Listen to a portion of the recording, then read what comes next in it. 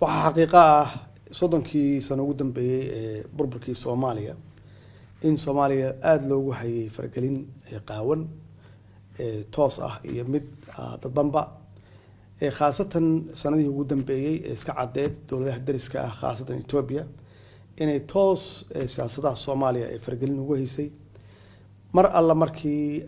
anigu aan tagay meesha oo aan la fariistay prime ministerkii hore Xeele Maryam waxyaabihii ugu horreeyay aan kala hadlo waxay ahayd in Ethiopia ay ka joojiso faragelinta qaawan ee Soomaaliya ku hayso oo aan u macaamilno laba dal oo daris ah aan ka shaqeyno iskaashiga dhaqaale iyo iskaashiga siyaasadeed ee laba dal ay lahaan karaan waxaa ka dambeeyay 7 bilood ka hor in Ethiopia ay dooratay prime minister cusub prime minister kan cusub oo hadda yimidna runtii uu ka shaqeynayo in wajiga mandaqada ama geeska Afrika isbedel weyn ku dhaco haday noqoto dhanka siyaasadda iyo dhaqaalaha annagana mar walba aan uga faa'iideysanayno in dan noogu jirto in Soomaaliya fargelinta laga dhaafo dowladaha dariska aan la yeelano wada shaqeyn iyo iskaashi prime minister kan cusubna runtii aad iyo aad ayuu soo dhaweeyay waxyaabahan ka wada hadalna waxay ahayd sidii labada dal ay u kala faa'iideysan lahaayeen maxaan ku raahdaa haday noqoto isdhexgalka dhaqaale haday noqoto arrimaha siyaasadda naftigooda iyo amniga labada dal ka dhaxay bacdama aan nahay dowlado daris ah runtiina aad iyo aad ayuu soo dhaweeyay tan waxay dhashay in geeska Afrika runtii aan xoojino iskaashiga geeska Afrika oo dowladda Eritrea ay qayb ka tahay hadda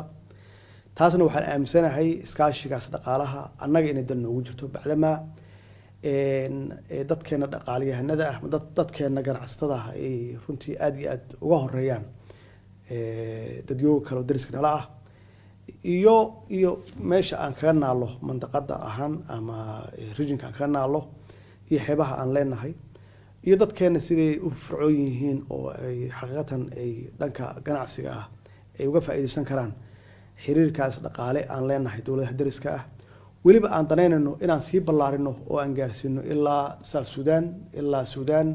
ilaa Uganda aan gaarsiino maxaa yeelay waxaan ognahay dadkeena ganacsatada ah xitaa inay ka ganacsadaan ilaa South Africa iyo West Africa marka waxaan u aragnay inay runtii ay tahay wax anaga dan noogu jirta oo aan ku xoojinayno dhaqaalaheena aan ku xoojinayno ganacsatada aan ku xoojinayno marka arrimaha siyaasadda naftigeeda waxay ka baysaa arrimaha dhaqaalaha oo Soomaaliya in laga joojiyo wax la wixii fargelin ah Ethiopia iyo Soomaaliya iyo Kenya iyo guud ahaan dadka dariska ahna aan wada dhaqano dad siman oo aan midka kale aanan fargelin toosan ku hayn mid dadbanba shirkii ugu horeeyay oo saddex geesoodka ahaa waxaan ku qabsanay meesha ahayd Asmara Eritrea kii labaadna wuxuu ahaa usbuucii la soo dhaafay Baxardaar iyo Gondor aan ku qabsanay kan saddexaadna wuxuu ka dhici doonaa Muqdisho hadduu Ilaahay yiraahdo waxaan isku dayeynaa inaan ballaarino dadka ka soo qayb galaya oo waliba aan isku dayno ama aan ka shaqeyno in dowladaha walaalaheena sida Djibouti inaan ku cazulno iyo kuwa kale oo runtii mustaqbalka ka soo qayb gali doona iskaashiga dhaqaale ee geeska Afrika oo aan aaminsanahay kulligeen inaan ka wada faa'iideysan doono waliba Soomaalidu